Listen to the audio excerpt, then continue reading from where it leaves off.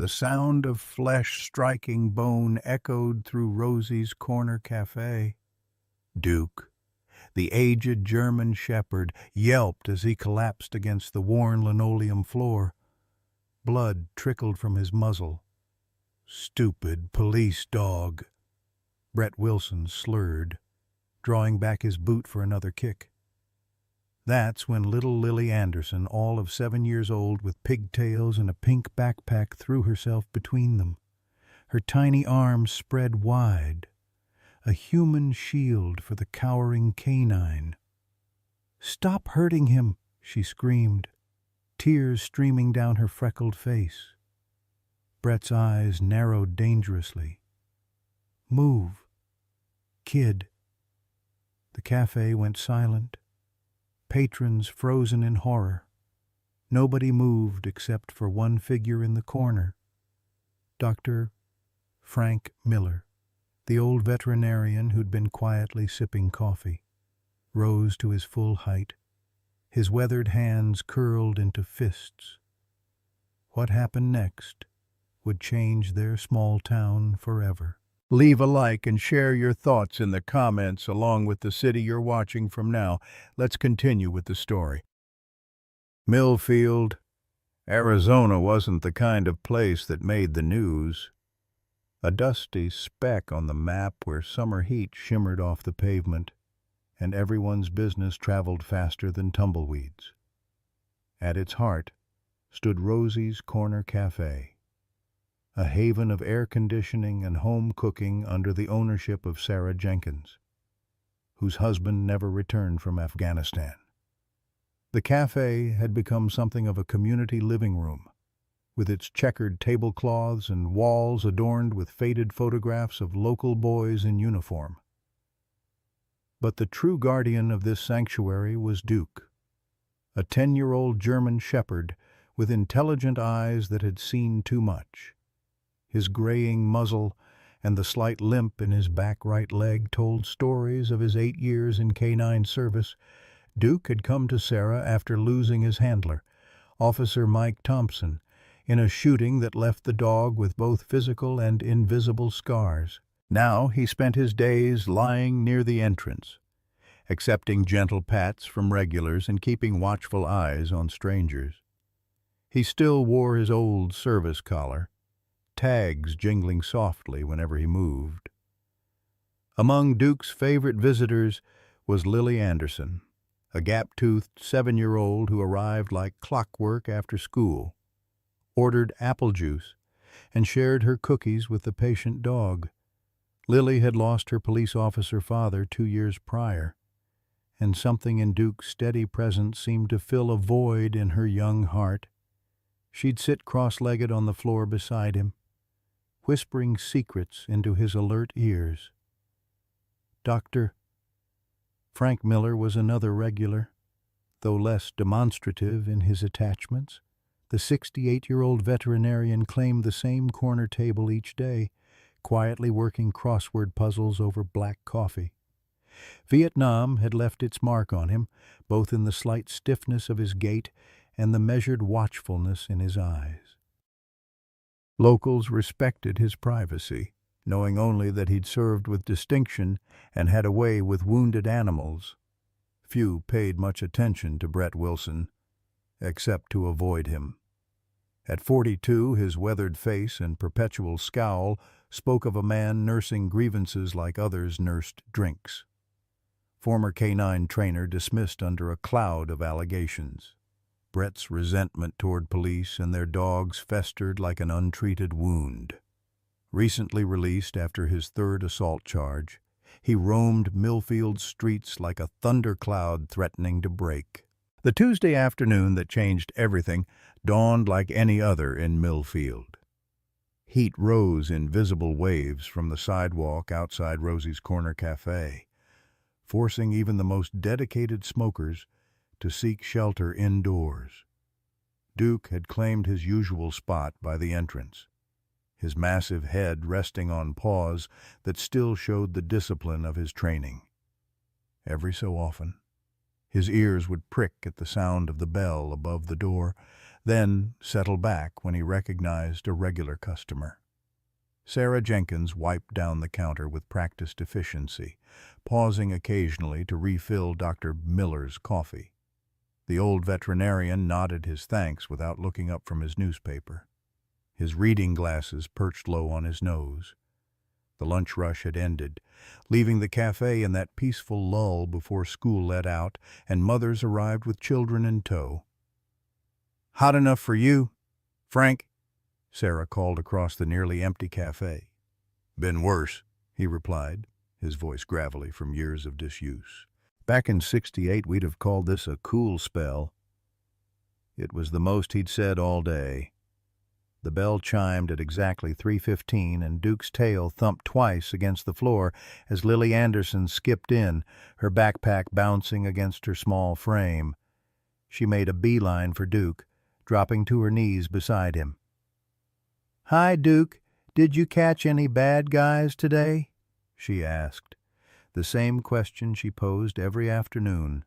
Her small hands gently scratched behind his ears, and the old dog closed his eyes in contentment. Sarah was already pouring apple juice into a plastic cup with a bendy straw. "How was school today, sweetie?" she asked as Lily climbed onto a stool at the counter.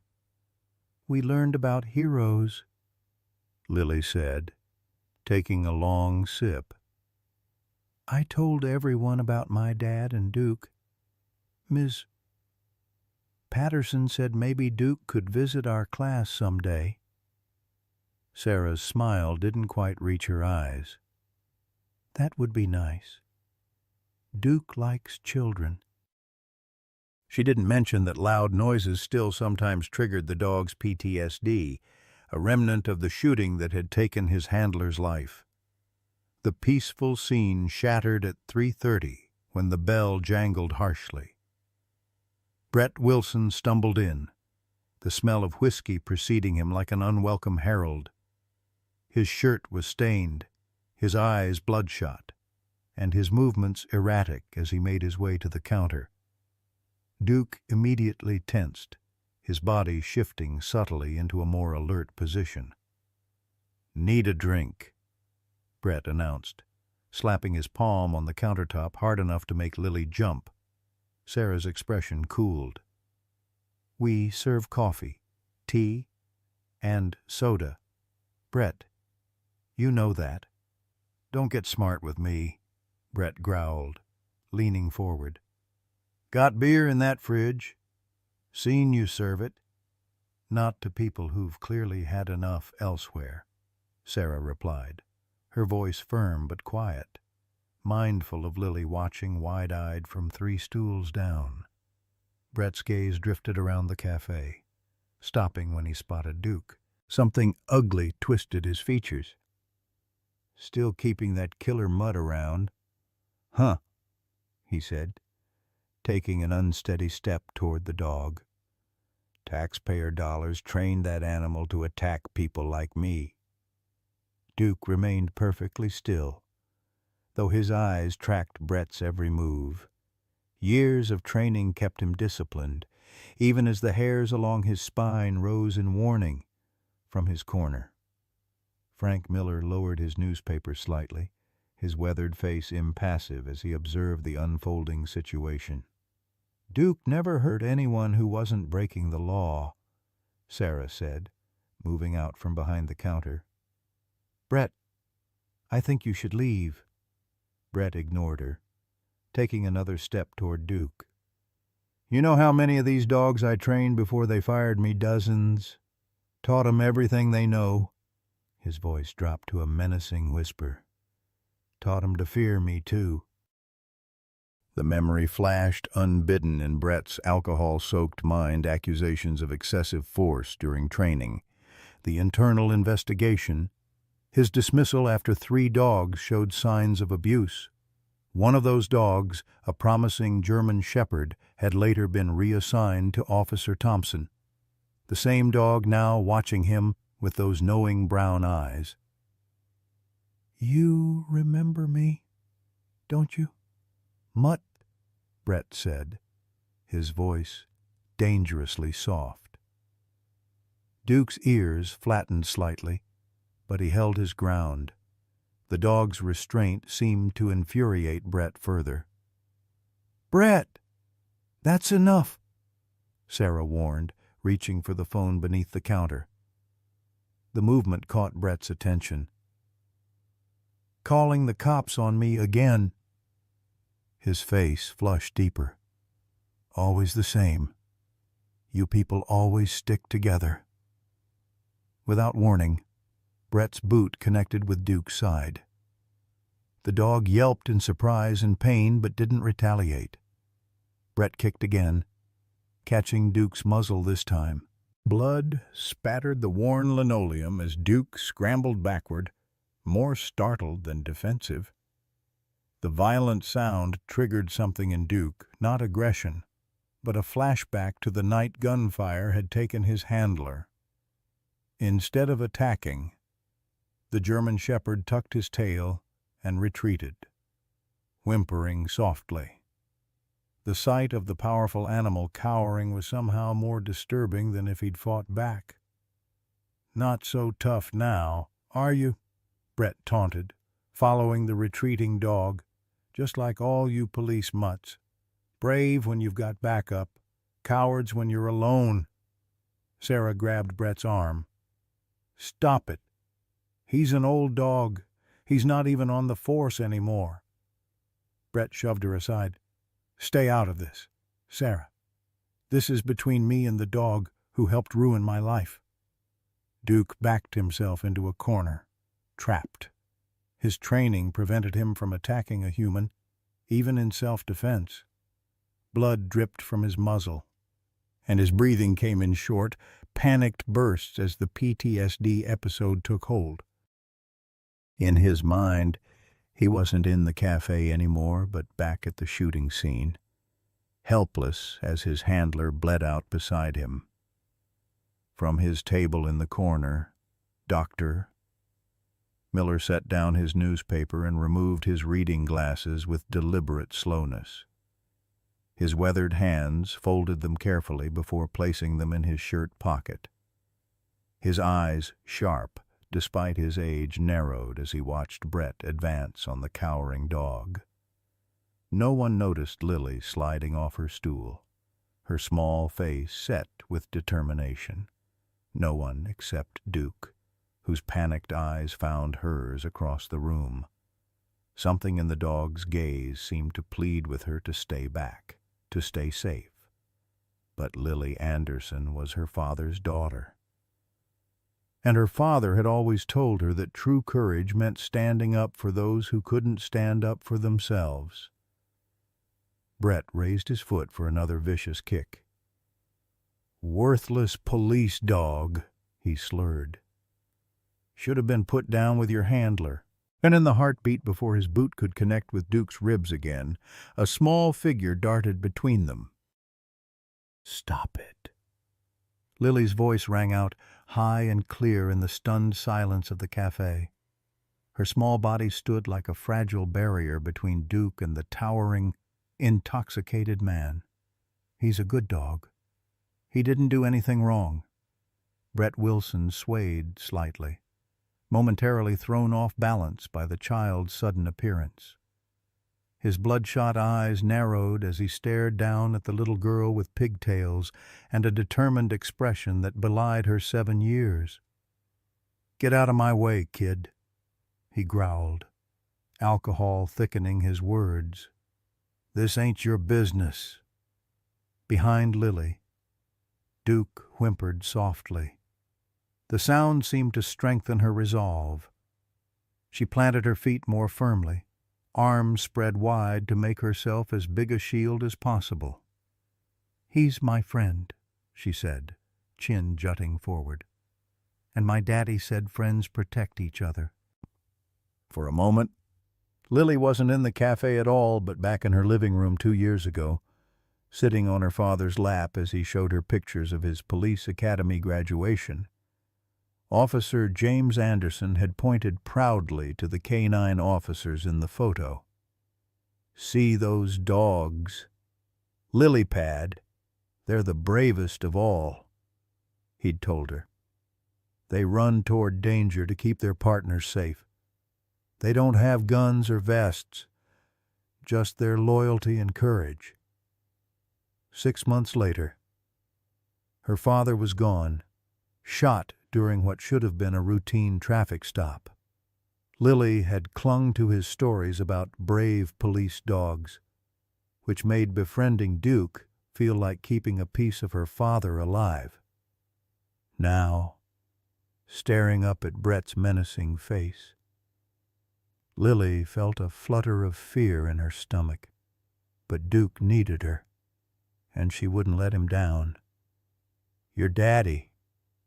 "Huh."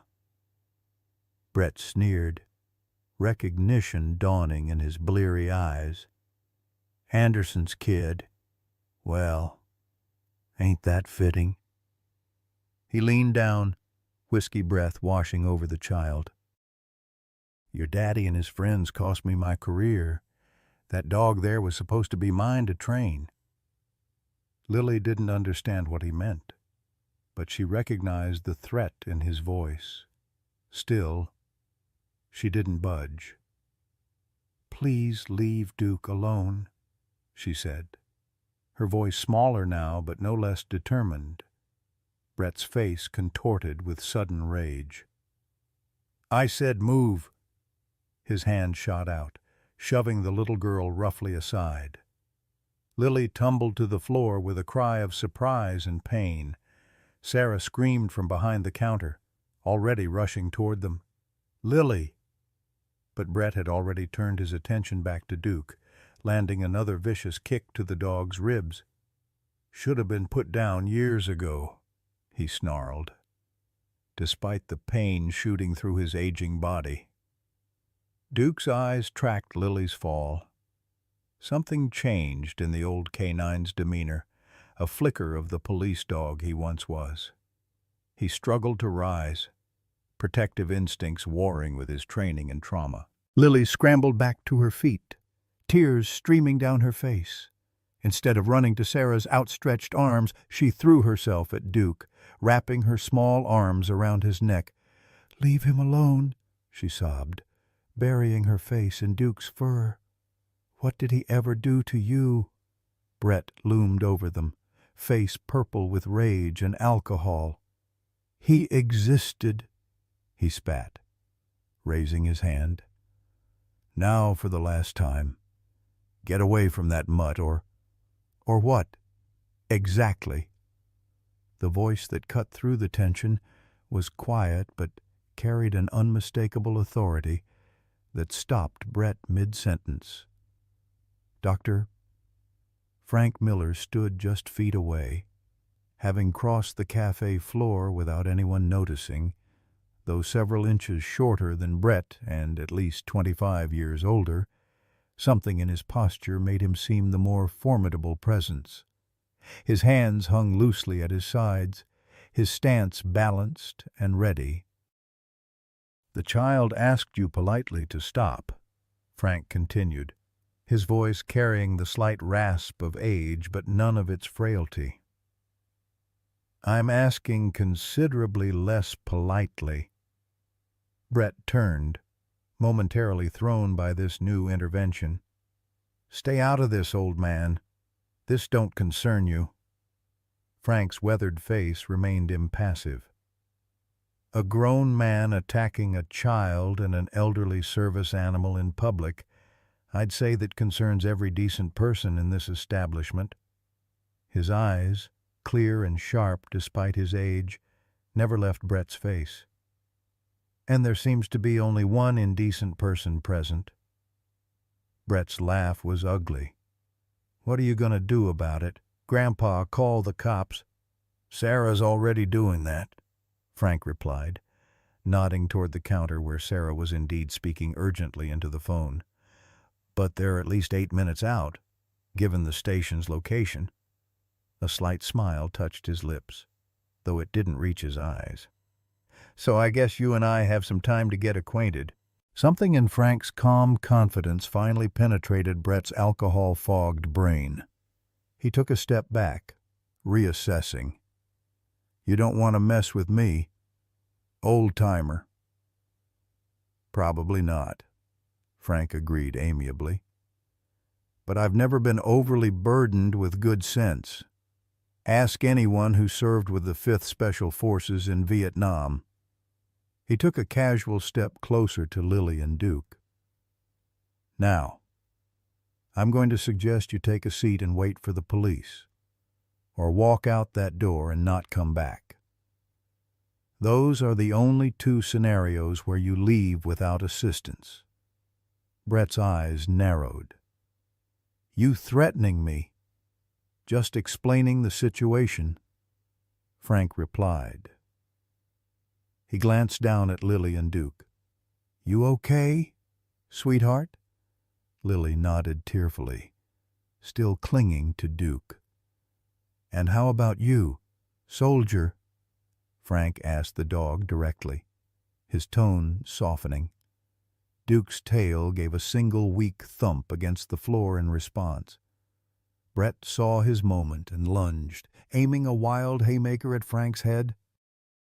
What happened next occurred so quickly that Sarah, watching from behind the counter, would later struggle to describe it to the police.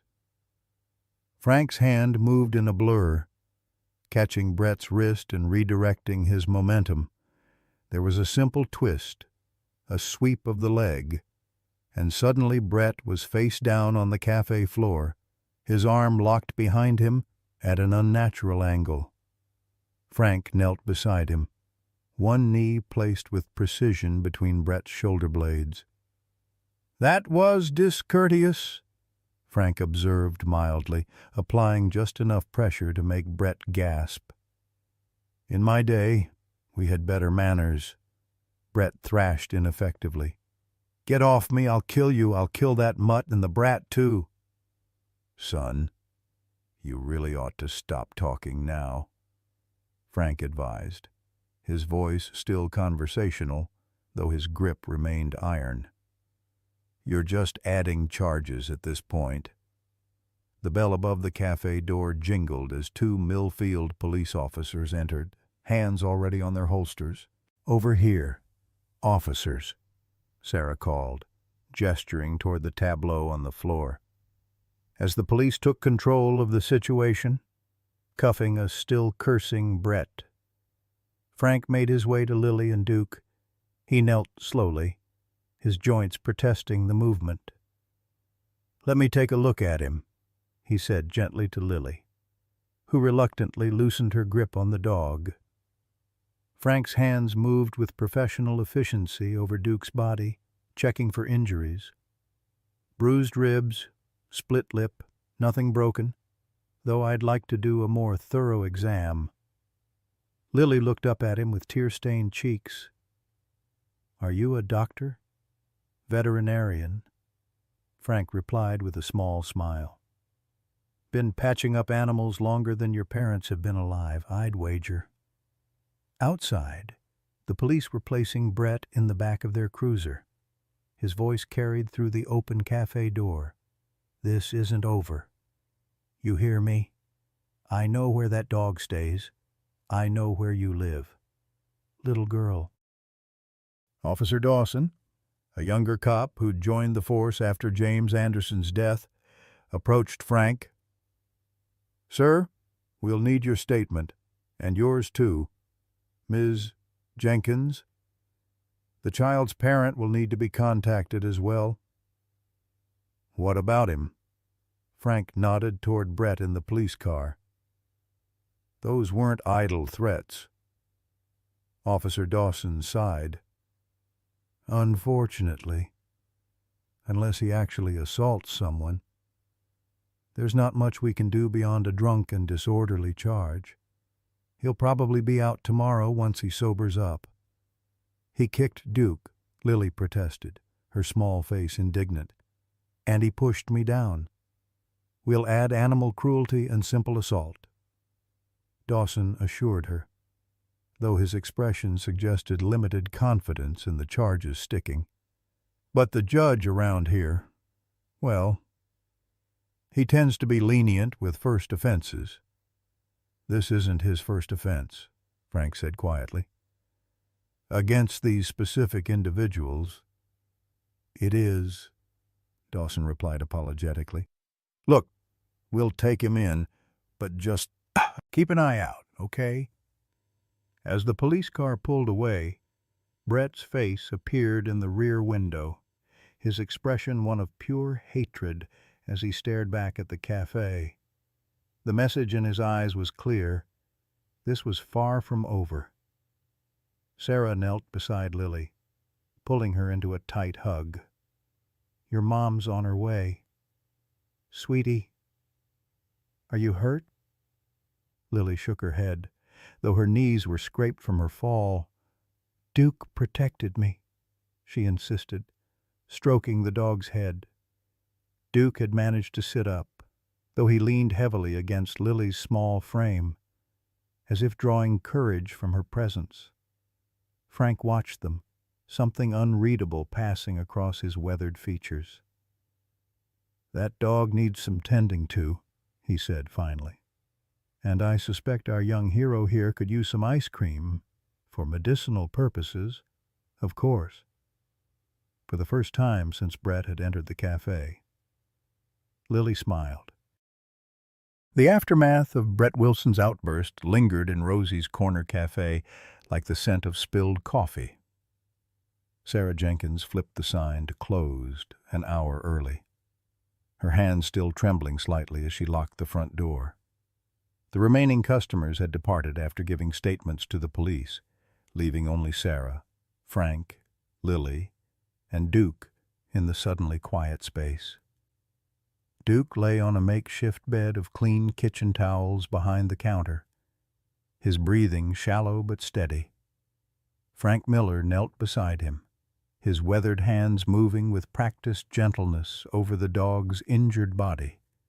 From a battered leather bag that Sarah had retrieved from his truck, he'd produced antiseptic, gauze, and various ointments. You came prepared, Sarah observed, placing a fresh bowl of water within Duke's reach. Frank's lips quirked in what might have been a smile. Force of habit. Spent 40 years never knowing what might come through my clinic doors. His fingers probed Duke's ribcage carefully, drawing a soft whine from the dog. Easy, soldier. Just checking the damage. Lily sat cross-legged on the floor, as close to Duke as Frank would allow, her eyes never leaving the injured shepherd. Is he going to be okay? She asked for the third time in 15 minutes. He's tough, Frank assured her, applying antibiotic ointment to the cut on Duke's muzzle. Military dogs are built to endure, aren't you, boy? Duke's tail thumped once against the floor in weak acknowledgment. The bell above the door jangled as Sarah unlocked it to admit a slender woman with Lily's same honey-blonde hair, though hers was cut in a practical bob rather than pigtails. "Mommy," Lily called, scrambling to her feet. Karen Anderson swept her daughter into a fierce embrace, eyes closed tight as if to hold back tears. "Are you all right?" Officer Dawson called and said there was an incident. She held Lily at arm's length, examining her for injuries with frantic attention. "I'm okay," Lily insisted. "But Duke got hurt protecting me from a mean man. Dr. Miller is fixing him." Karen's gaze traveled to Frank, who had risen stiffly to his feet, and then to Duke on his makeshift bed. Recognition and gratitude washed across her features. "Dr. Miller, thank you for helping my daughter." Frank shook his head slightly. "Your daughter did the helping. Bravest thing I've seen in years. Standing up to a man 3 times her size." He gestured toward Duke. "She protected him. Not the other way around at first anyway." "That's my Lily," Karen said softly, pride mingling with concern as she brushed a strand of hair from her daughter's forehead. just like her father never could stand by when someone needed help. She looked toward Sarah. What exactly happened? The officer wasn't very specific. As Sarah recounted Brett's attack, Frank returned to tending Duke's wounds, and Lily nestled against her mother on one of the cafe's vinyl booths. The evening light slanted through the windows, casting long shadows across the linoleum floor. "Brett Wilson," Karen repeated when Sarah finished her account, her expression troubled. "The name sounds familiar.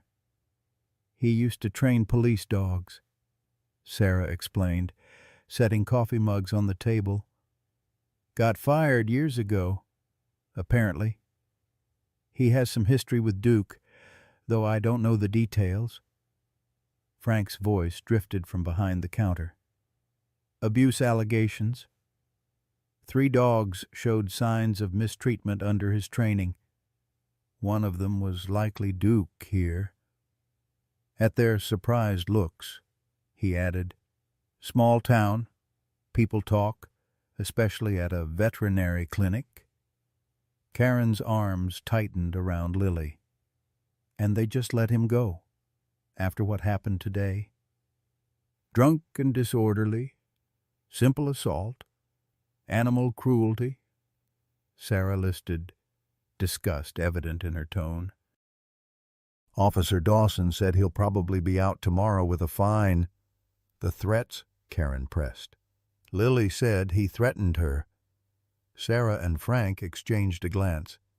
The officers seemed to think it was just drunk talk. Sarah admitted. "Heat of the moment, it wasn't," Lily said suddenly, her voice small but certain. "He looked really mean when he said it. Like he really wanted to hurt Duke. And me."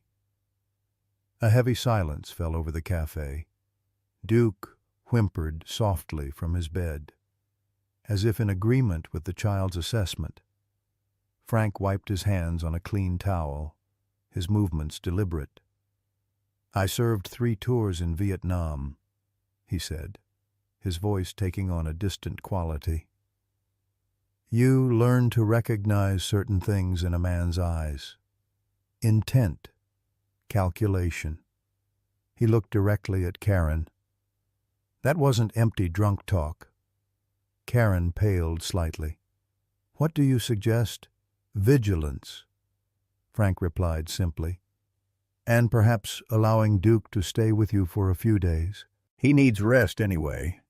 And a trained police dog, even a retired one, is better security than any alarm system. Duke can stay with us." Lily's face lit up despite the circumstances. "Really?" Sarah nodded. "I think that's wise. I live alone above the cafe, not ideal for keeping Duke safe if Brett decides to make good on his threats." She hesitated. "And I'd feel better knowing Duke was with Lily. They look out for each other." As arrangements were made for Duke's temporary relocation to the Anderson home, Frank packed away his medical supplies.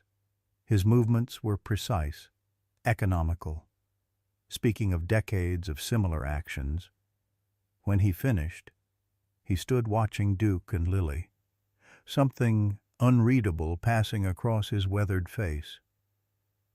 "You knew Duke before today, didn't you?" Sarah asked quietly, joining him by the counter. Frank's expression remained neutral. "Met a lot of service dogs over the years." "But Duke specifically," Sarah pressed gently. "He responded to you differently."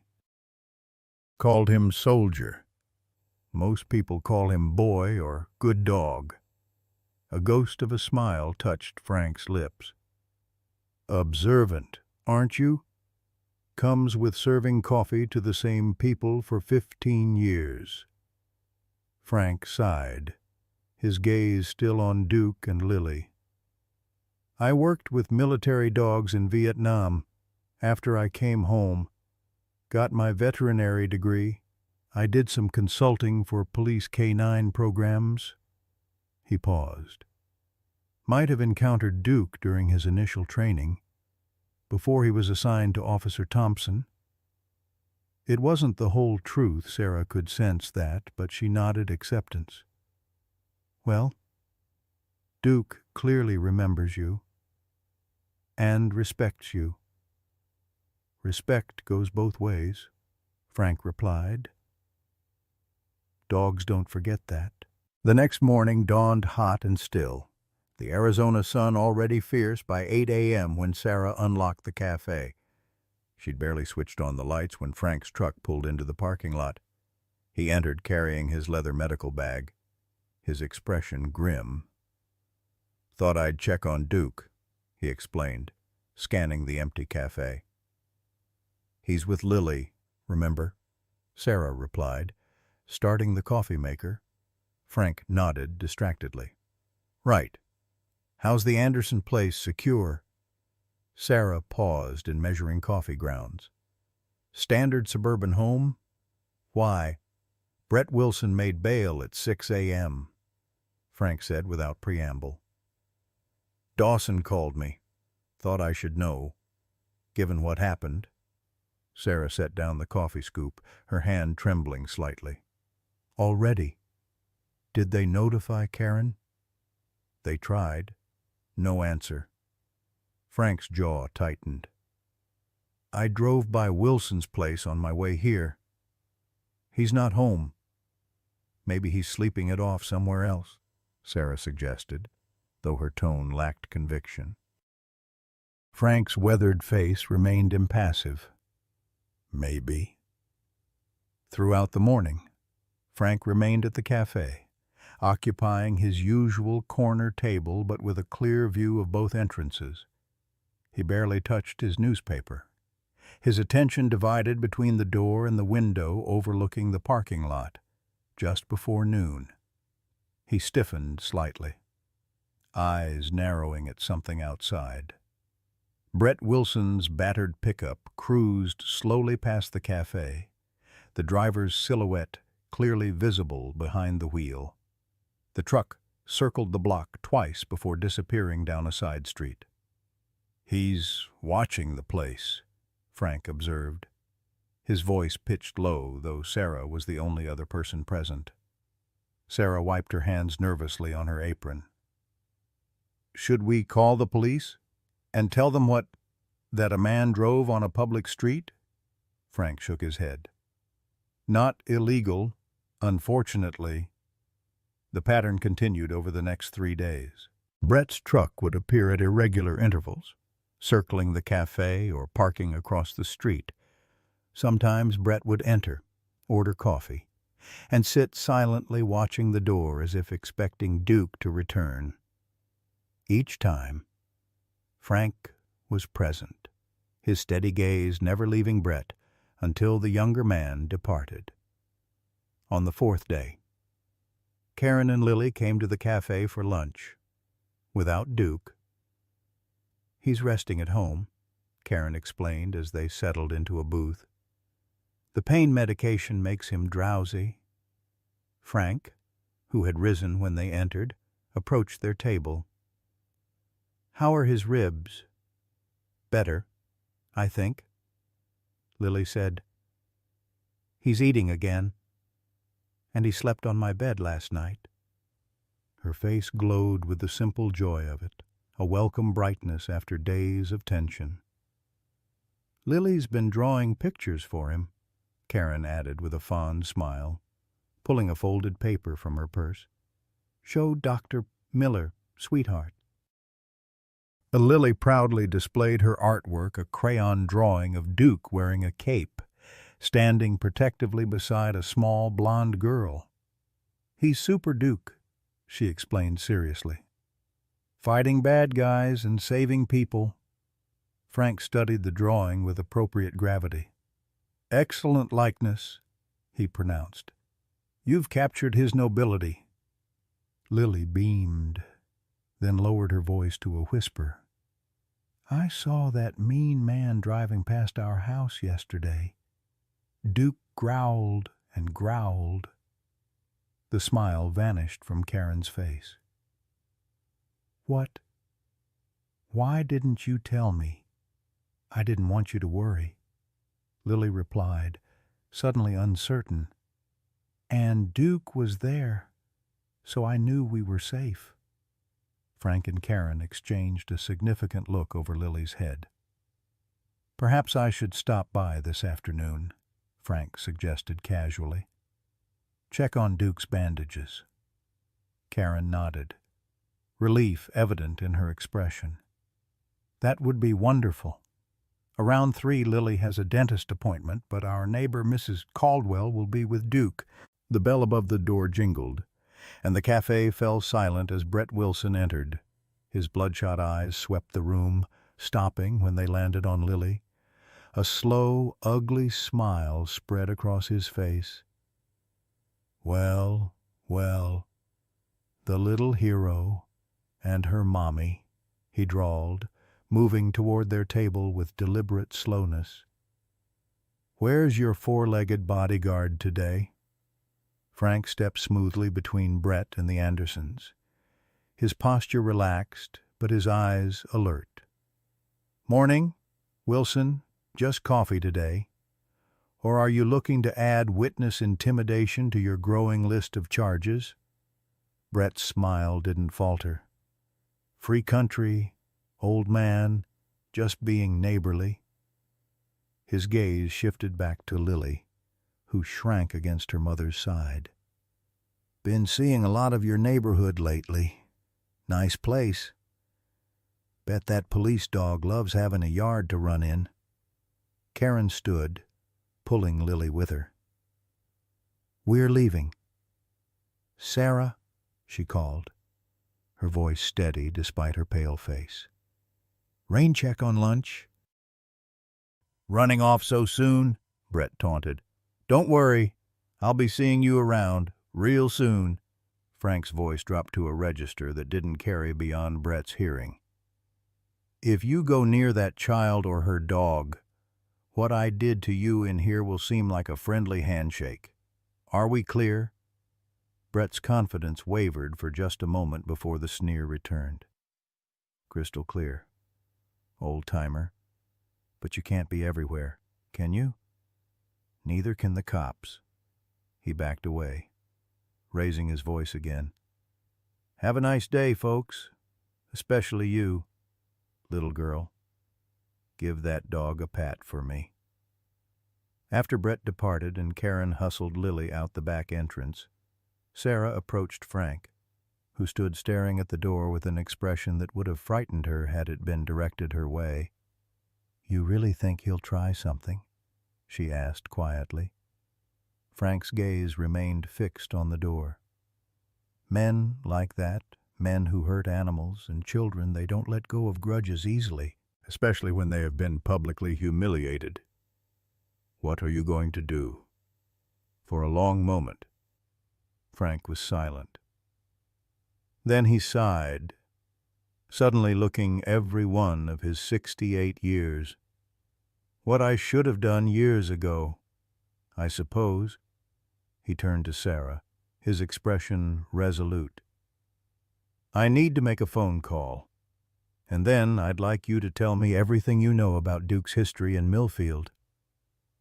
An hour later, Sarah had shared the full story how Duke had come to Millfield with Officer Mike Thompson 6 years ago, their stellar record together, the shooting that had left Thompson dead and Duke traumatized, and the police department's difficult decision to retire the dog rather than reassign him. There's more to it, though, Sarah concluded. Something about Duke's background before Millfield that made him special. Thompson once mentioned that Duke had been part of some special program before joining the police, but he never elaborated. Frank nodded, as if this confirmed something he already knew. And his connection to Lily's father, James Anderson, was Thompson's partner. Sarah explained. He was devastated when Mike was killed. Took Duke in at first, but the dog's PTSD was triggering James's own grief too much. That's when I offered to take him. Her eyes grew distant. When James was killed 2 years later during that traffic stop, Well, it hit all of us hard, Duke especially. It was like he lost his handler twice. Frank's expression softened. And Lily? She's been visiting Duke since she was 5, Sarah said with a sad smile. At first, it was James bringing her to see the dog after he died. Duke became her connection to both men she'd lost. Understanding dawned in Frank's eyes. That's why she stood up to Brett. Duke isn't just any dog to her. He's family, Sarah confirmed. The last link to her father. Frank checked his watch and rose, gathering his medical bag. I should head to the Andersons. Make sure Duke's recovery is on track. As he reached the door, Sarah called after him. Frank, be careful. Brett seemed unhinged today. Frank paused, one hand on the door. I've dealt with unhinged before. The smile he offered her didn't reach his eyes. Lock up early tonight, Sarah, just in case. As Frank's truck pulled away from the cafe, a familiar battered pickup emerged from a side street, maintaining a discreet distance behind him. Neither vehicle noticed the patrol car that pulled out a moment later, following them both. 1 week after the confrontation at Rosie's Corner Cafe, the summer heat had settled over Millfield like a weighted blanket. The Anderson home, a modest single story with fading yellow paint and carefully tended flower beds, seemed to shimmer in the afternoon haze. Inside, the air conditioning hummed a constant battle against the Arizona sun. Duke paced restlessly from window to window, his nails clicking against the hardwood floors, though his physical wounds were healing the cut on his muzzle, now a thin pink line. His ribs tender but no longer requiring bandages. Something had him on edge today. Since dawn, he'd been unable to settle, refusing his breakfast and whining softly whenever Karen or Lily moved toward the door. What's wrong, boy? Lily asked, kneeling beside the German shepherd as he stared intently out the living room window. She stroked his graying muzzle gently. Do you miss Dr. Miller? He said he'd come check on you tomorrow. In the 7 days since Brett Wilson's threats, Frank Miller had become a fixture at the Anderson household, arriving each afternoon to check Duke's injuries and lingering until dusk. His presence seemed to comfort not just Duke but Karen as well, who had grown increasingly anxious as Brett's truck continued to appear on their street at odd hours. The police had been sympathetic but ultimately unhelpful. Without an explicit action, Ms. Anderson, there's nothing we can charge him with, Officer Dawson had explained after her 3rd call. Driving on a public street isn't illegal, even if his intentions are questionable. Karen glanced at the kitchen clock and sighed. Lily, we need to leave now or you'll be late for your dentist appointment. Can't Duke come with us? Lily pleaded, arms wrapped around the dog's thick neck. He doesn't want to stay alone. Dr. Miller said he needs rest. Not a car ride in this heat, Karen reminded her gently. Mrs. Caldwell will be here in 10 minutes to sit with him. Duke knows her. Lily's bottom lip protruded slightly. But he's trying to tell us something. Look at him. Mom. Karen had to admit that Duke's behavior was unusual. The shepherd's ears were pricked forward, his body tense as he stared out the window at their quiet suburban street. Occasionally, a low growl rumbled in his chest, though Karen could see nothing to provoke such a reaction. Mrs. Caldwell will call me if anything seems wrong, Karen assured her daughter, checking her watch again. And we'll be back in 2 hours. Dr. Peterson doesn't like when we're late. With reluctance.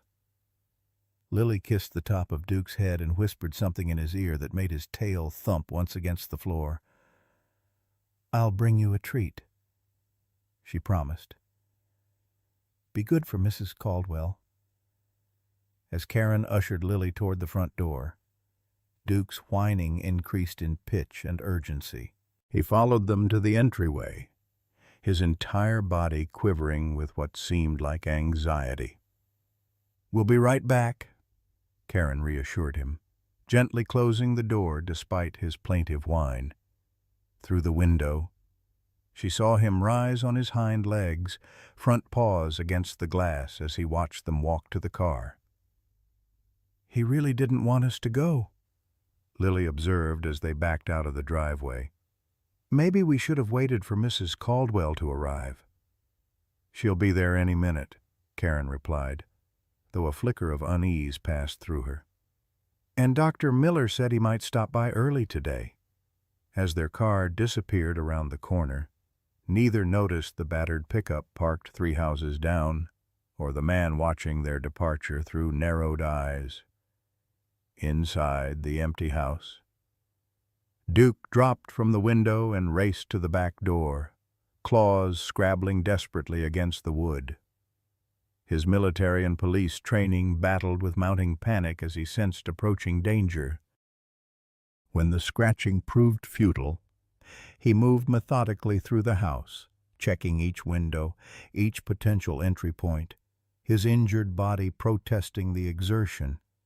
The sound of tires on gravel brought him racing back to the front window, but instead of Mrs. Caldwell's sensible sedan, a familiar truck had pulled into the driveway. Duke's hackles rose, a low growl building in his throat as Brett Wilson emerged, glancing furtively up and down the street before approaching the front door. Duke barked sharp, authoritative warnings that would have made his former handler proud. Through the window, he saw Brett hesitate, then smile coldly before moving to the side of the house, disappearing from view. The scratching at the back door came moments later, followed by the sound of breaking glass. Duke bolted through the house, years of training overtaking age and injury as he positioned himself before the kitchen door, legs braced, teeth bared in warning. When Brett stepped through the shattered patio door, jagged glass crunching beneath his boots, Duke's barking reached a fevered pitch. The man paused, momentarily taken aback by the ferocity of the aging shepherd.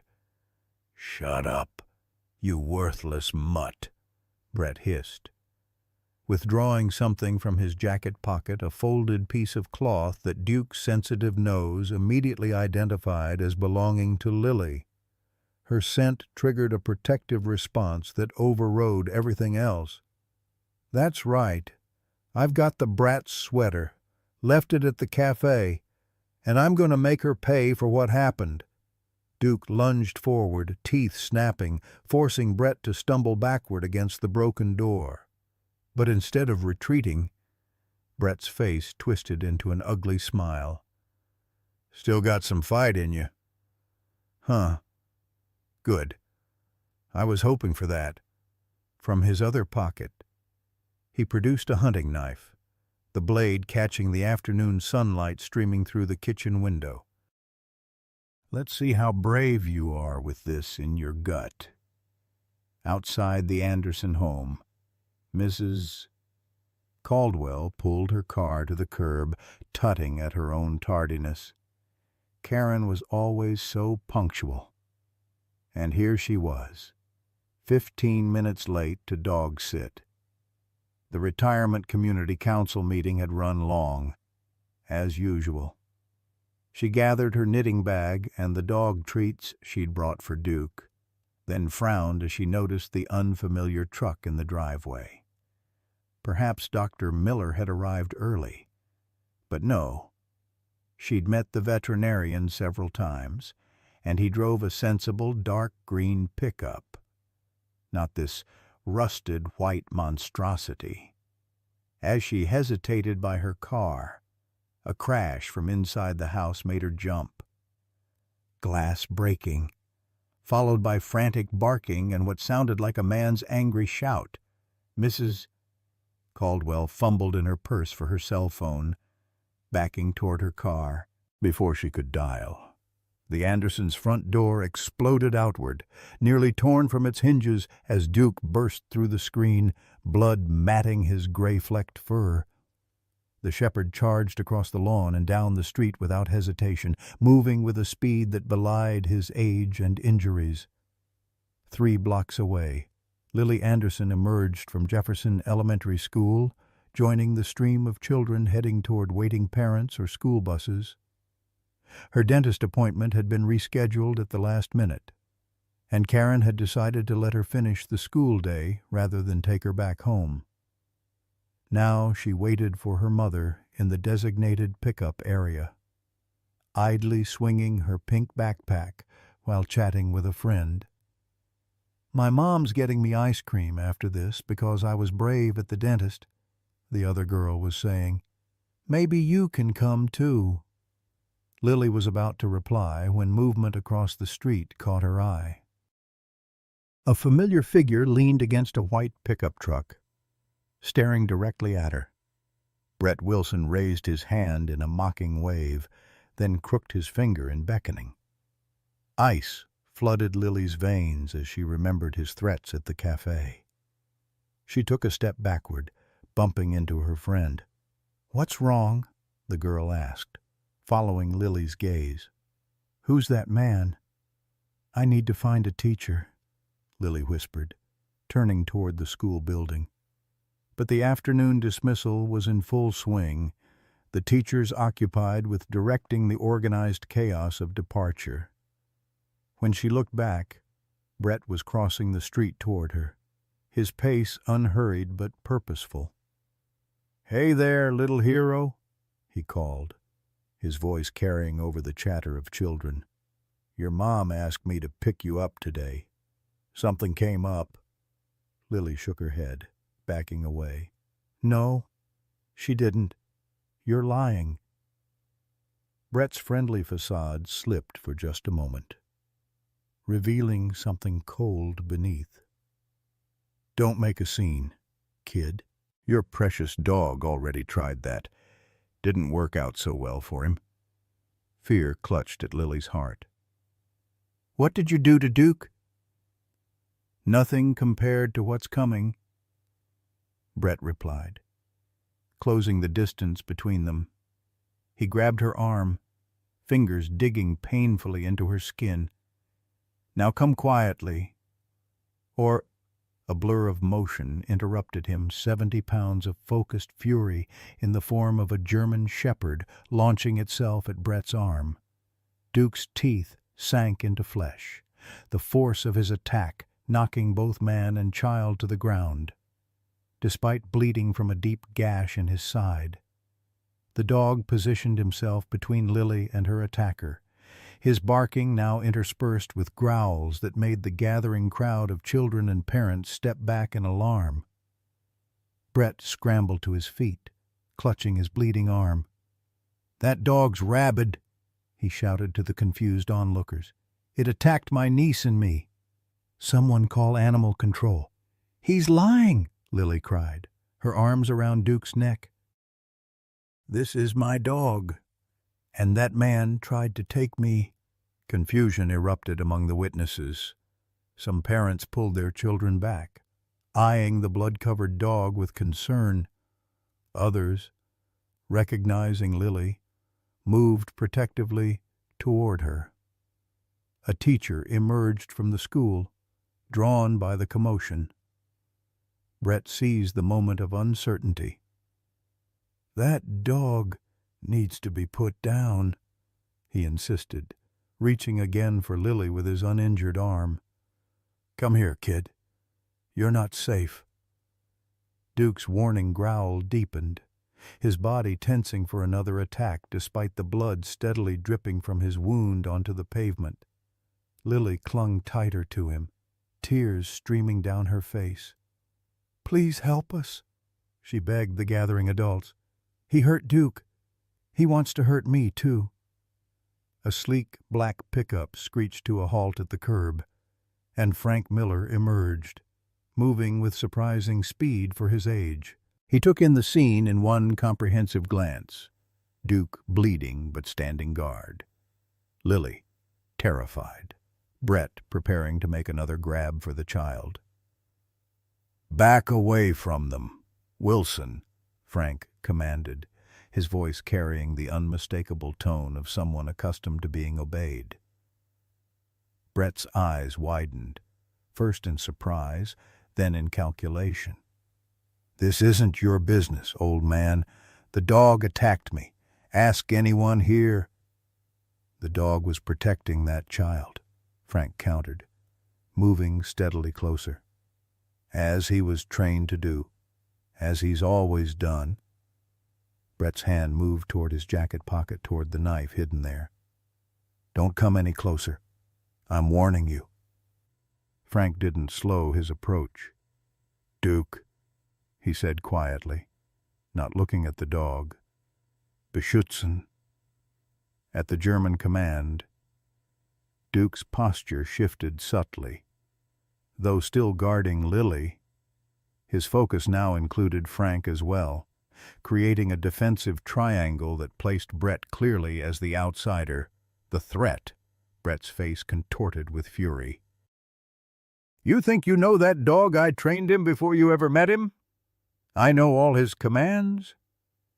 He spat out a harsh word in German. Duke didn't react except to edge closer to Lily, his loyalty unmoved. "You never understood these dogs," Frank said, now just feet away from Brett. "They're not weapons. They're partners. They protect what they love." His eyes flicked to Duke, taking in the severity of the wound in his side. "What did you do to him?" Brett smiled, cold and triumphant. "Stuck him good. He'll bleed out soon enough. Then there'll be no one to save the little brat who ruined my life." A police siren wailed in the distance, growing closer. Brett's expression hardened as he realized his time was running out. With shocking speed, he lunged not for Lily this time, but for Duke, the knife suddenly in his hand, aimed at the dog's throat.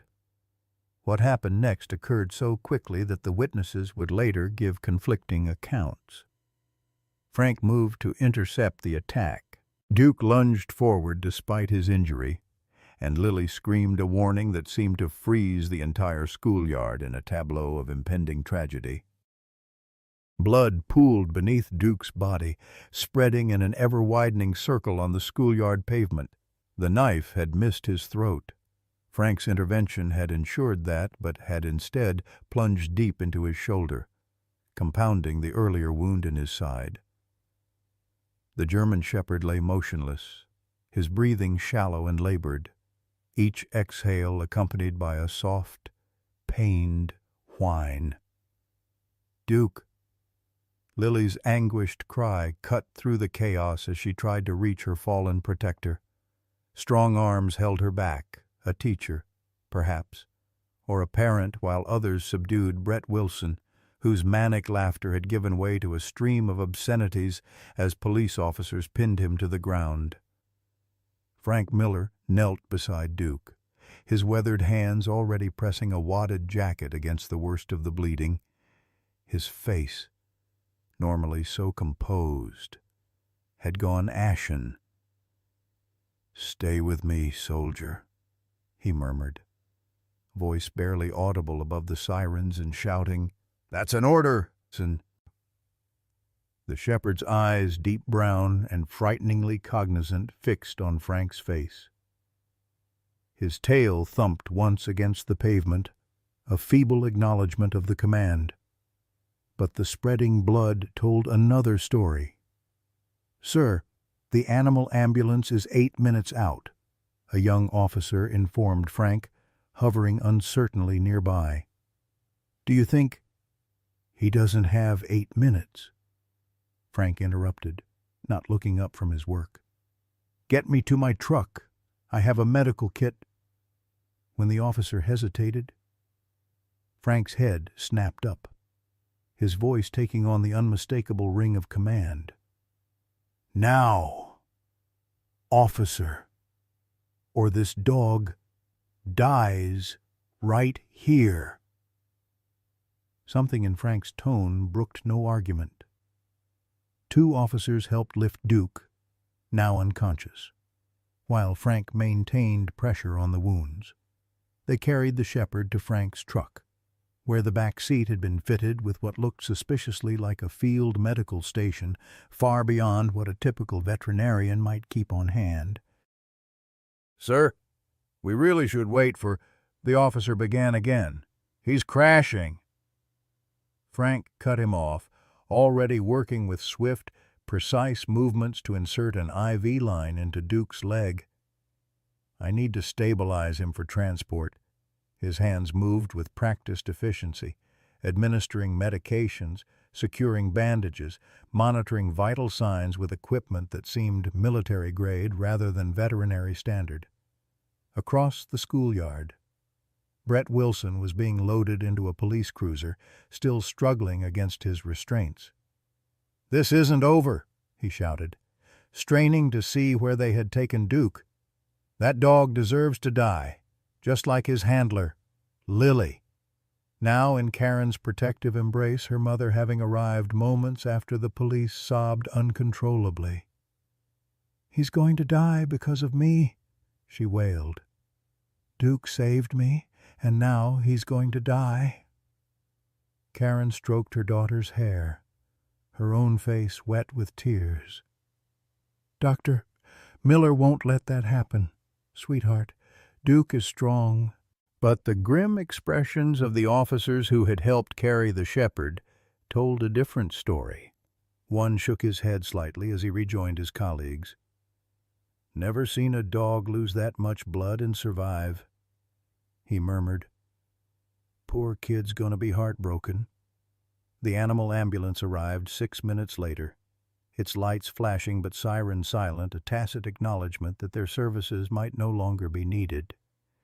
The veterinary technician who rushed to Frank's truck with a gurney stopped short at the sight that greeted her.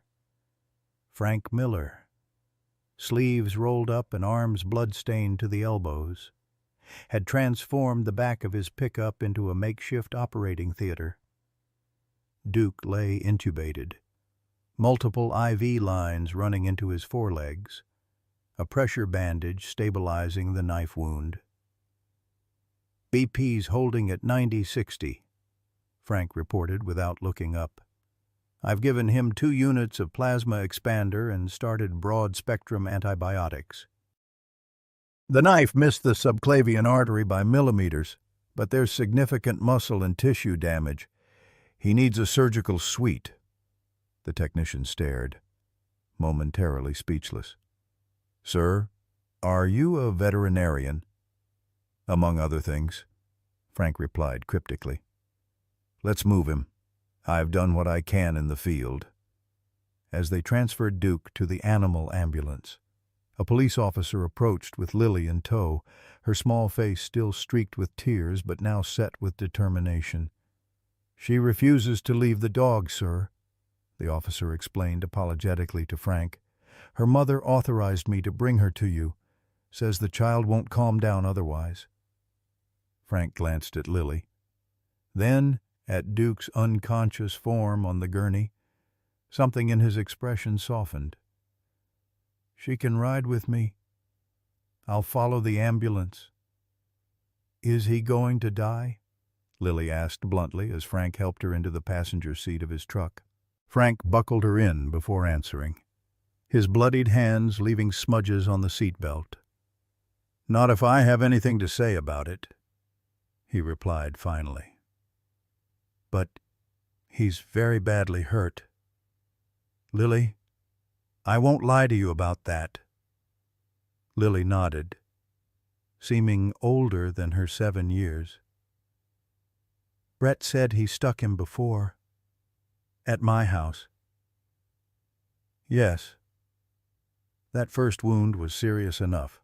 The second one—" Frank trailed off, starting the engine.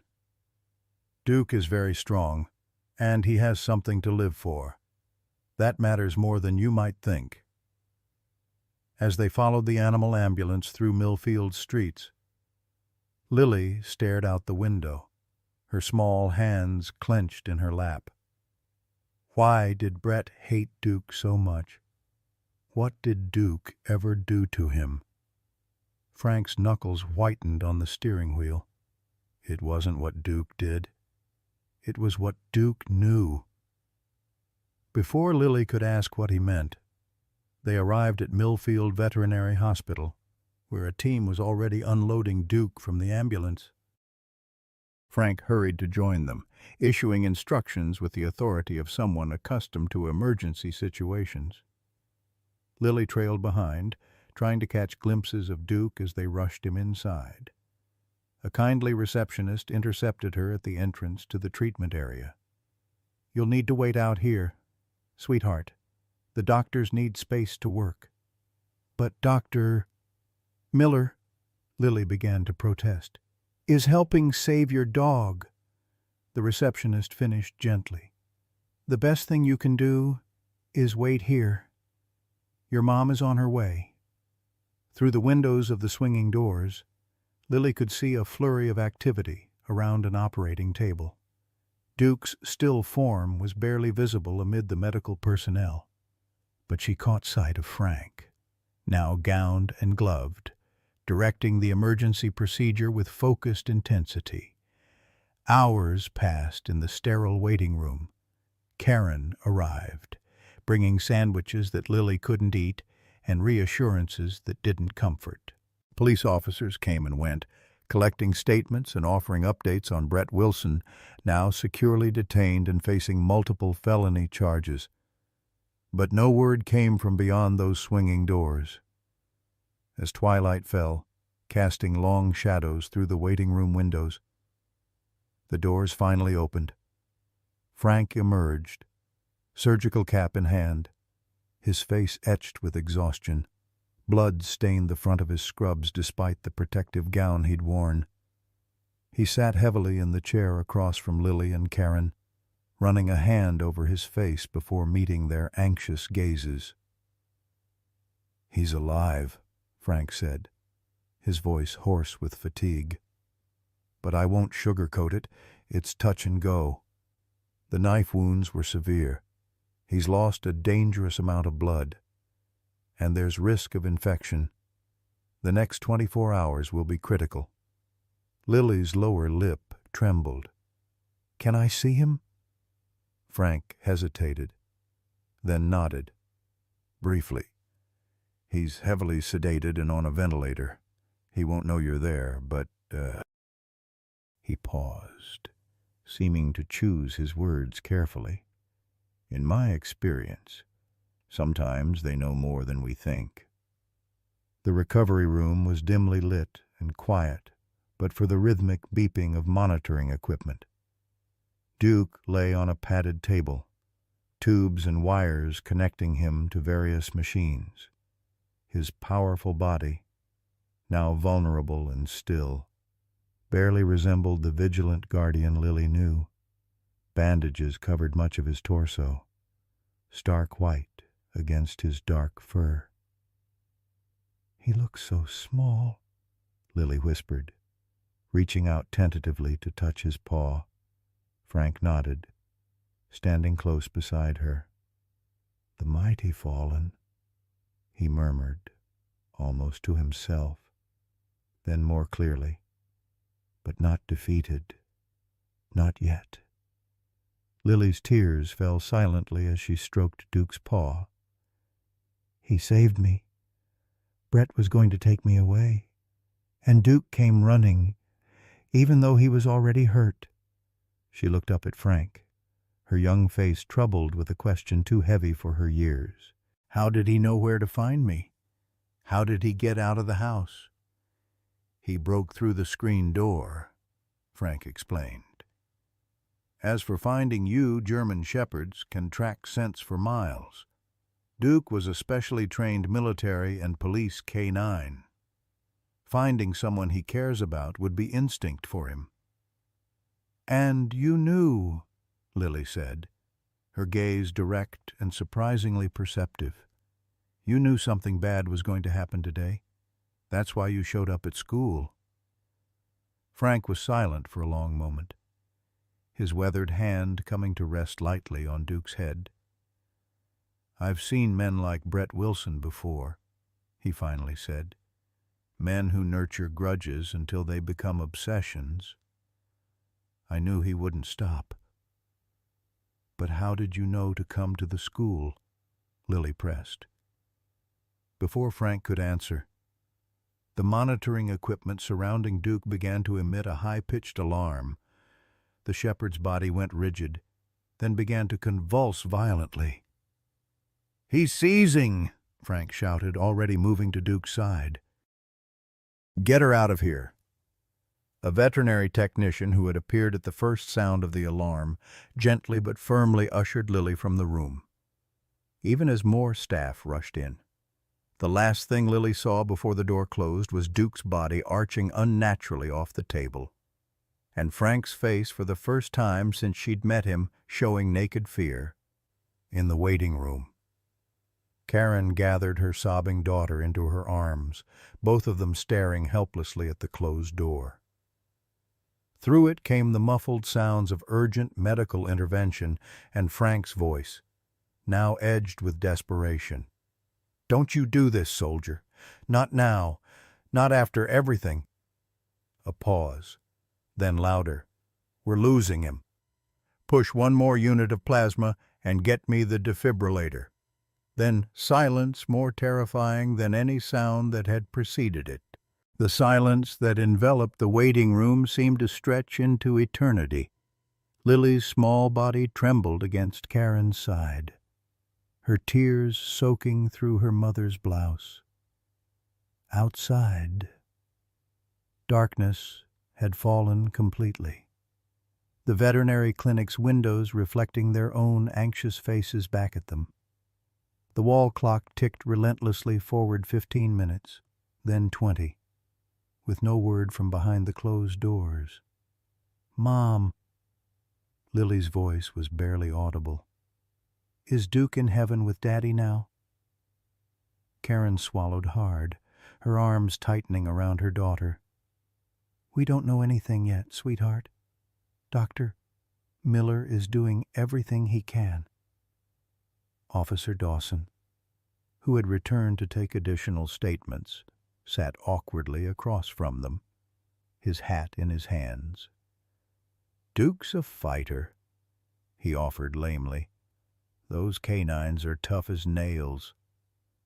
The treatment room doors swung open at last, and Frank Miller emerged, his surgical scrubs now so blood-soaked they appeared almost black under the fluorescent lights. His face was unreadable as he approached the small group, shoulders stooped with exhaustion.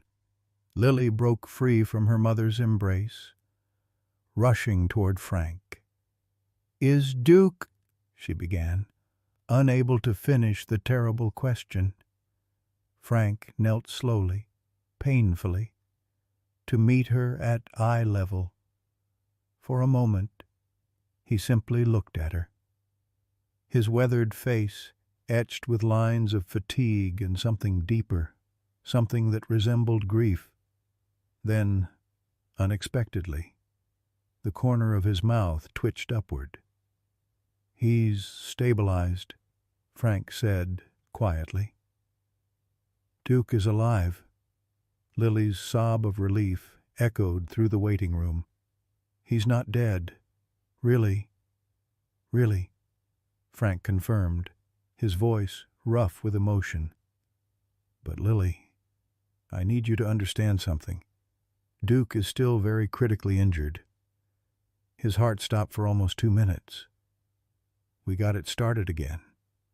But—" he paused, choosing his words carefully. "He's in a coma. We don't know when or if he'll wake up." Karen joined them, placing a steadying hand on her daughter's shoulder. "What are his chances? Frank, please be honest with us." Frank rose stiffly to his feet, wincing as his knees protested the movement. Medically speaking, less than 50%. The blood loss was severe, and cardiac arrest is always damaging. But he glanced at Lily's tear-streaked face. I've seen stronger odds beaten by lesser wills. Duke is exceptional. Can I sit with him? Lily asked, hope threading through her voice for the first time in hours. Frank nodded. For a little while. He's back in the recovery room, on life support. He looked to Karen. It might be difficult for her to see him like that. I can handle it, Lily insisted. I need to tell him to keep fighting. As Karen and Lily followed a technician back to Duke's room, Officer Dawson approached Frank, his expression grave. Doctor, we need to talk about Wilson. He's saying things that don't make sense about the dog. About you. Frank's expression hardened. Whatever Wilson has to say can wait until I'm sure my patient is stable. It's about the Anderson girl's father, Dawson pressed. And Officer Thompson. Wilson claims, well, it's pretty far-fetched, but he says the dog can prove he didn't kill them. Says the dog was there when both officers died. Frank went very still. What exactly did he say? That he was set up. That someone planted evidence to frame him for animal abuse years ago. And that same someone was responsible for the deaths of both officers. Dawson's brow furrowed. The thing is, Thompson died 4 years ago. And Anderson, 2 years after that. Different circumstances entirely. One, a shooting.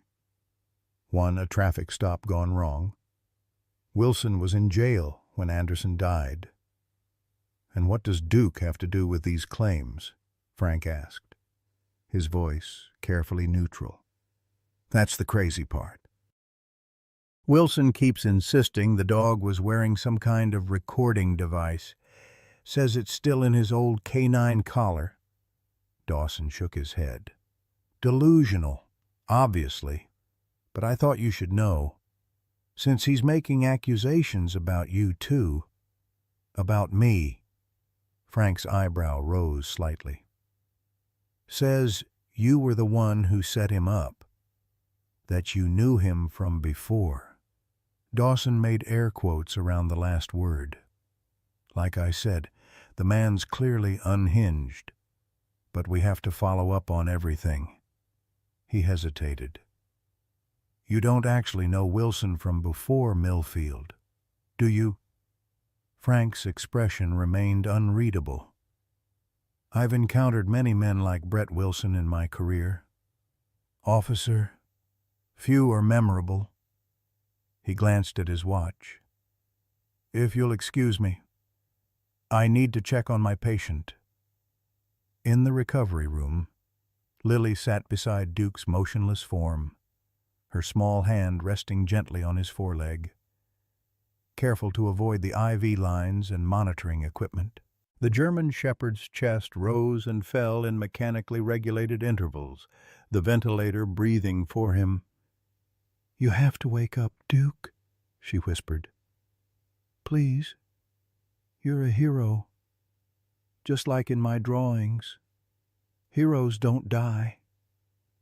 Karen stood by the door, tears streaming silently down her face as she watched her daughter. Frank entered quietly, his eyes immediately going to the monitoring equipment. Any change? Karen asked softly. Frank shook his head. It's too soon. But his vitals are holding steady. He moved to check one of the IV bags, adjusting the flow rate slightly. The next few hours are critical. Brett Wilson is saying strange things, Karen said, keeping her voice low so Lily wouldn't hear.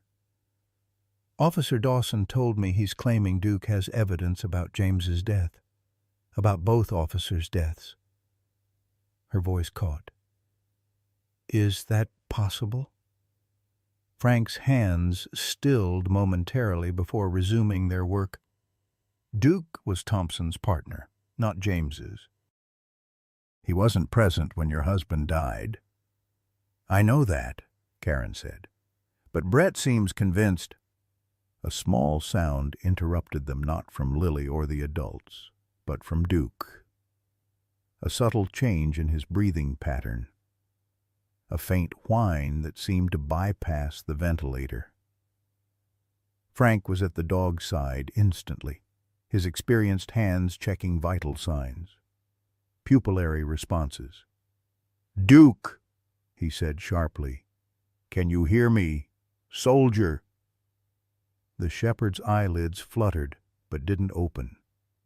Yet his tail, that honest barometer of canine consciousness, moved weakly against the padded table. "He's playing possum," Frank said, disbelief coloring his voice. "I've seen this before, in military training. Some handlers teach their dogs to play dead in extreme danger situations." He looked at Lily with newfound respect. "What did you whisper to him that day at the cafe, after Brett first attacked him?" Lily's eyes widened. "I told him to pretend he was hurt worse than he was, so the bad man would stop kicking him and go away." Frank's weathered face broke into the first genuine smile they had seen from him. "And he understood. Of course he did." He turned back to Duke, his voice taking on a commanding tone. "Enough deception. Soldier, report." Duke's eyes opened fully, brown and alert, despite the trauma his body had endured. The ventilator tube prevented any vocalization, but his gaze locked onto Frank's face with unmistakable recognition. "Oh my God," Karen breathed. "He was conscious this whole time." "Not the whole time," Frank corrected, already moving to examine Duke more thoroughly.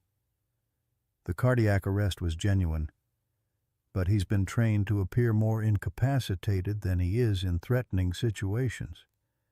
His voice softened with something like pride. "It's a specialized technique taught to certain military and police dogs.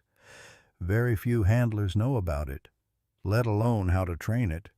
Lily's face glowed with hope. "So he's going to be okay?"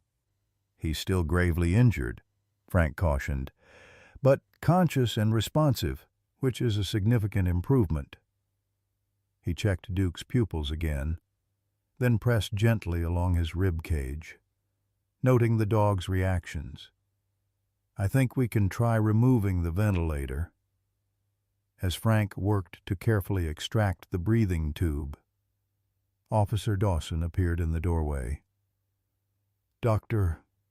Miller, we need you at the station immediately. It's about Wilson's claims." Frank didn't look up from his task. "As you can see, officer, I'm in the middle of a critical medical procedure." "It can't wait," Dawson insisted. "We found something in Duke's old K-9 collar. There was a recording device, just like Wilson claimed." Frank's hands stilled for just a moment before completing the removal of the ventilator tube. Duke drew a shuddering breath on his own, then another, stronger one. "There," Frank murmured to the dog. "That's better, isn't it?" He straightened, turning to face Dawson. "I'll come to the station as soon as my patient is stable. Sir, with all due respect, the chief wants you there now." "The recording—" Dawson hesitated, glancing at Lily and Karen. "It contains information about both Officer Thompson and Officer Anderson's deaths, and it implicates you." Karen gasped. "What?" That's impossible." "It's quite possible," Frank said quietly. "Though not in the way Officer Dawson is suggesting." He looked down at Duke, who was watching the exchange with alert eyes, despite his weakened state. The recording device was standard issue for specialized K-9 units in a program I consulted for after Vietnam. Most departments didn't know about it. It was classified at the time. The recordings were activated by specific trigger words or situations. "You knew it was there all along," Dawson said, comprehension dawning. "That's why you gave Duke that command at the school. You were activating the recording function." Frank nodded slowly. Brett Wilson recognized Duke at the cafe that day, not just as a police dog, but as one of the dogs from the specialized program, one who could have recorded his abuse during training years ago. That's why he was so determined to kill him. "But what does this have to do with James?" Karen demanded. "My husband died during a routine traffic stop 2 years ago." "Nothing is routine in this business, Mrs. Anderson," Frank replied gently. Duke recognized Brett's voice at the cafe. It triggered a stress response, not just from the prior abuse, but because Brett's voice was the last thing Duke heard on the recording of Officer Thompson's shooting. The room fell silent as the implication sank in. "Brett killed Mike," Karen whispered. "But he was never a suspect. They arrested someone else." "They arrested the wrong man," Frank confirmed. "Brett was working with a drug trafficking organization that both Thompson and your husband were investigating. He set up the shooting, then carefully established his alibi." He looked at Duke with something like reverence. But he didn't know about the recording device in Duke's collar. The program was designed so that even if a K-9 officer fell in the line of duty, they could still deliver crucial evidence. "And James," Karen's voice broke on her husband's name. "Brett was in jail when he died." "Brett arranged it from inside," Frank said grimly. James was getting close to uncovering Brett's connection to Thompson's death. The traffic stop wasn't random, it was a targeted hit.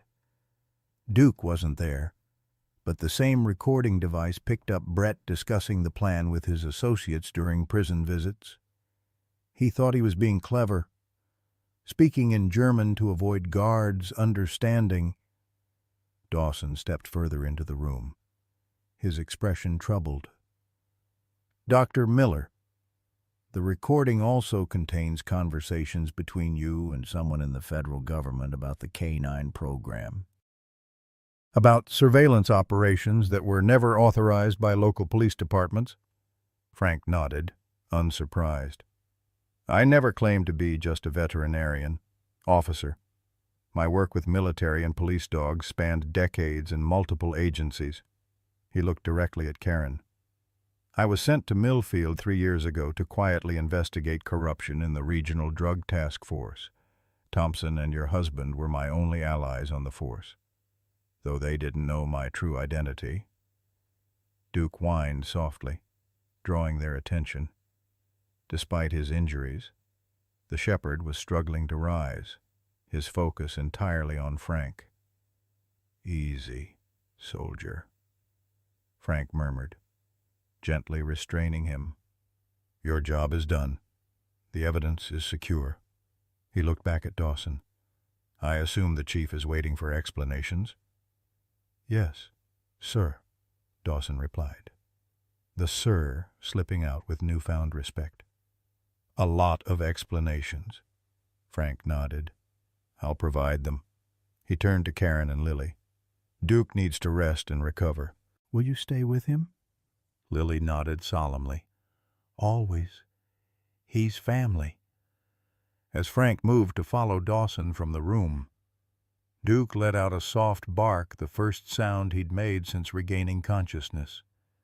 Frank paused, looking back at the injured shepherd. "I know, soldier," he said quietly. "Mission accomplished. You brought the truth to light, just as you were trained to do." In the quiet of the recovery room, Duke's tail thumped weakly against the table in acknowledgment.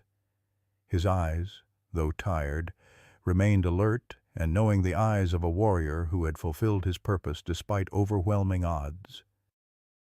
3 weeks after Brett Wilson's arrest, Rosie's Corner Cafe hummed with the Saturday morning breakfast crowd. Sunlight streamed through freshly washed windows, catching on the new bronze plaque by the entrance, "Duke's Corner, all heroes welcome." The small section featured a cushioned dog bed, water bowls, and framed photographs of local service animals throughout Millfield's history. At a table near this dedicated space, Lily Anderson carefully cut her pancakes into bite-sized pieces, occasionally slipping a morsel beneath the table where Duke lay watchful and alert, despite the healing wounds still visible beneath his fur. The German shepherd's recovery had surpassed even the most optimistic predictions. Though the ordeal had left its marks, a pronounced limp in his right hind leg, a long scar across his muzzle, and a patch of fur on his side that would never grow back properly. "Lily, honey, you're spoiling him," Karen admonished gently, though her smile as she glanced down at Duke belied any real disapproval. "Dr. Miller says he needs extra calories while he's healing," Lily replied solemnly, slipping another piece of pancake to her furry companion. "Besides, he earned it." From across the table, Frank Miller chuckled, his weathered face more relaxed than they had ever seen it. "She's got you there, Karen. Military protocol does call for increased rations during recovery." The past weeks had transformed Frank from the solitary, enigmatic figure who haunted the cafe's corner table into an integral part of their small community. The revelations following Brett Wilson's arrest had initially shocked Millfield, the quiet veterinarian revealed as a former Special Forces operative who had later worked with elite military and police K-9 programs, sent to their town to investigate corruption that had ultimately claimed the lives of 2 beloved officers. The case against Brett Wilson had grown exponentially once the recordings from Duke's collar were analyzed. Not only had he been directly implicated in the deaths of both Officers Thompson and Anderson, but the investigation had uncovered his deep involvement with a drug trafficking organization that had operated across 3 states for over a decade. 5 more arrests followed, including a senior officer in the Regional Drug Task Force. "The DA called yesterday," Karen mentioned, stirring her coffee. "Wilson's lawyers were pushing for a plea deal, but with the recording evidence, they've withdrawn the offer. He's facing consecutive life sentences now." Frank nodded, his expression grave. "Justice, albeit delayed. Mike and James deserve better." He glanced down at Duke, who had risen to rest his head on Lily's lap. "Thanks to this old soldier, they'll finally get it."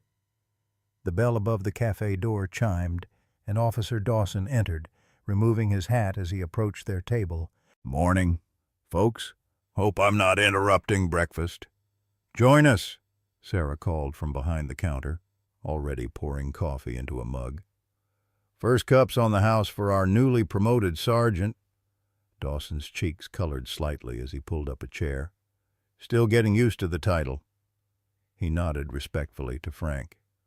"Though I hear I'm not the only one with a new position around here." Frank shrugged, his modesty genuine. The department needed someone to rebuild their K-9 program properly. After all that happened, it seemed fitting. "The best K-9 trainer in the country just happens to retire in our backyard," Dawson said with a grin. Talk about Millfield's luck turning around. He reached down to scratch Duke behind the ears. Speaking of which, how's our hero doing today? Doctor says he's officially cleared for light duty, Lily announced proudly. He's my therapy dog now. Got papers and everything. She patted the service vest draped over the back of her chair, emblazoned with official certification patches. The transformation of Duke from retired police K-9 to certified therapy dog had been Frank's idea, a way to give the aging shepherd a new purpose while ensuring he and Lily remained inseparable. The nightmares that had plagued the child since Brett's attack had diminished significantly, with Duke sleeping at the foot of her bed each night. "That's not all," Karen added, her expression softening as she looked at her daughter and the dog. "Frank's been approved as Duke's secondary handler. He'll care for him when Lily's in school." Dawson raised an eyebrow. "Convenient arrangement, considering your new living situation." Karen blushed faintly while Frank cleared his throat. The developing relationship between the widow and the former operative had become Millfield's favorite topic of gentle gossip, especially after Frank had rented the house next door to the Andersons. "Purely practical," Frank insisted, though the warmth in his eyes when he glanced at Karen suggested otherwise. "Duke needs supervision during his recovery, and I have the medical expertise. And it has nothing to do with you having dinner at their house 5 nights a week," Sarah teased, refilling coffee cups around the table. The conversation flowed easily after that, filled with updates on the case, community news, and plans for Duke's continued rehabilitation. Through it all, the German shepherd remained alert, but relaxed, his eyes tracking each speaker with the intelligent awareness that had made him exceptional in both his military and police careers. As breakfast concluded, Frank checked his watch.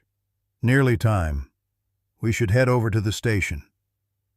Outside Rosie's corner, the morning had blossomed into one of those perfect early autumn days that Arizona sometimes offered as apology for its brutal summers. The air held just a hint of crispness, though the sun still warmed their faces as they walked the 3 blocks to the Millfield police station. A small crowd had already gathered in the station's parking lot, where a temporary podium had been set up beneath a banner reading Millfield K-9 Foundation in memory of Officers Thompson and Anderson. Several uniformed officers stood at attention, alongside local dignitaries and a handful of reporters from regional newspapers. Chief Bennett, a barrel-chested man with a military bearing that matched Frank's, stepped forward to shake their hands as they approached. "Right on time. Everything's ready."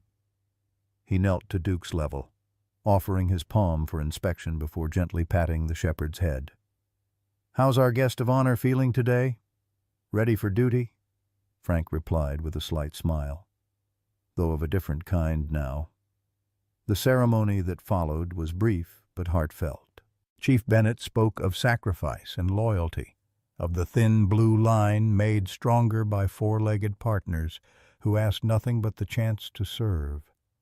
A memorial plaque was unveiled, bearing the names and images of both fallen officers alongside a bronze relief of a German shepherd standing guard. Then came the moment that had drawn the crowd, the presentation of the department's highest commendation to Duke, the first time such an honor had been bestowed upon a K-9 officer in Millfield's history. As Frank guided Duke forward, the shepherd moved with dignity despite his limp, head high and eyes alert. Lily watched, tears streaming unashamedly down her face, as the medal was affixed to Duke's service vest. The crowd's applause seemed to embarrass the old warrior, who looked to Frank as if seeking permission to retreat from the attention. "Stay," Frank commanded gently. Pride, evident in his voice. "This is your moment, soldier." As the ceremony concluded, and well-wishers crowded around them, Lily found herself standing slightly apart. Duke pressed protectively against her side, as always. Frank made his way to them, kneeling to meet the child at eye level. "How are you feeling, Lily?" he asked quietly. "Happy," she replied, her hand resting on Duke's head. "But also a little sad. I wish Daddy could see Duke getting his medal." Frank's weathered face softened. "He sees," he assured her. "And he'd be proud not just of Duke, but of you, the bravest little girl in Millfield, who taught an old dog and an old man what real courage looks like." Duke nudged his nose against Frank's hand, then leaned more firmly against Lily's side. His brown eyes watchful, and devoted a guardian who had found his true purpose not in war or police work, but in the simple, profound act of protecting a child who had once protected him. "Come on," Karen said, joining them with a camera in hand. "One more picture of Millfield's heroes together." As they posed, Lily with her arms around Duke's neck, Frank standing protectively behind them both, the German shepherd's tail wagged with contentment. Through pain and danger, through loss and recovery, he had fulfilled the highest calling of his training. He had guarded what was precious, exposed what was hidden, and in doing so, had finally come home. This story of Duke, Lily, and Frank reminds us that heroes come in all forms, often when we least expect them, like many of you who served your families, communities, and country for decades. Duke gave his best years in service, only to face his greatest test in what should have been his golden years. His unwavering loyalty mirrors the steadfast commitment many of you have shown throughout your lives to your spouses, your children, and your principles. The courage of 7-year-old Lily, standing up against impossible odds, reflects the spirit that built this nation. That same determination you instilled in your own children and grandchildren. And in Frank, we see the quiet dignity of a generation that seldom spoke of their sacrifices or sought recognition for their deeds. His willingness to step forward when needed most embodies the responsibility you've carried throughout your lives. This tale of second chances and unexpected bonds reminds us that our purpose doesn't end with retirement or when our bodies begin to slow. The wisdom, protection, and love we offer to the next generation may be our greatest service of all, and like Duke, we're never too old to become the hero someone needs.